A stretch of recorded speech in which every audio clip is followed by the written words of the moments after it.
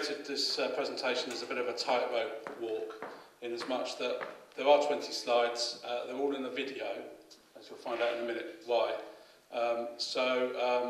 This is really dangerous, because if I lose a place, heck knows what's going to happen. Okay.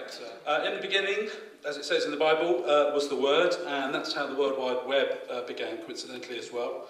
Anyone who can think back as far as the 1990s will remember that the web is mostly as text, with hyperlinks providing the ability to hop elsewhere.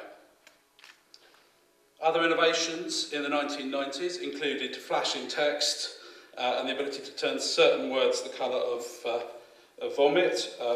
Any photos had to be in the wrong aspect ratio in the 90s. Videos had to glitch. Designers were banished.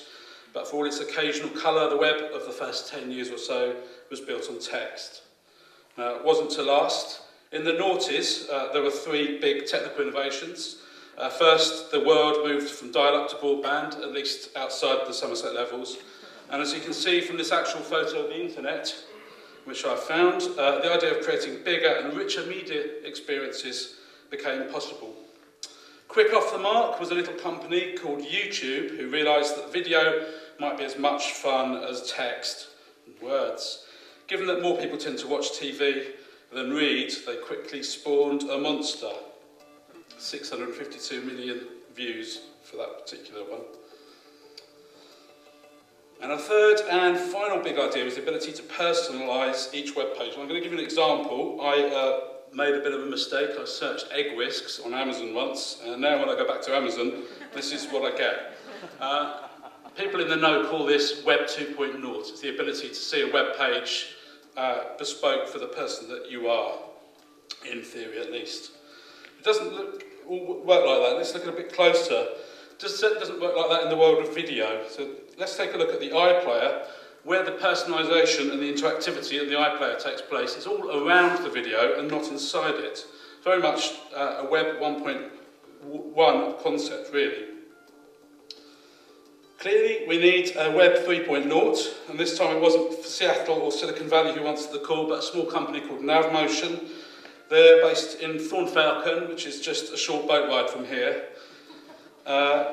We set up a company dedicated to creating interactive video that you can click, touch, and explore. I'm going to shut up.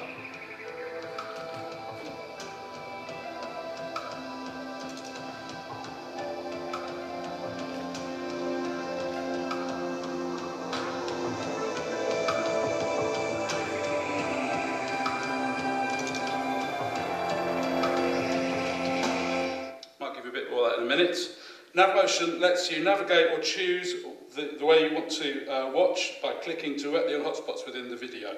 Now this is Dunkeswell War Stories, which is a community documentary about a US air base just up the road, and tells the stories of local people. I didn't feel brave.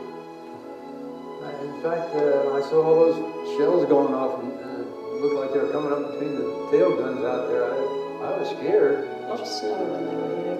We used to play snowballs with them. We knew when D-Day was coming, and it was top secret. Apparently Hitler didn't know, but us kids did. So with NavMotion, you get to browse by clicking on the on-screen menus or icons or just anything that you like, rather than just sitting back and let it happen.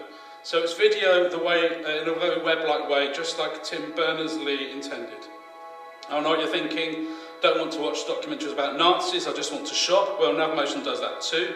Using pop-up displays, you can shop directly in video. You can share via Twitter or Facebook within the video as well.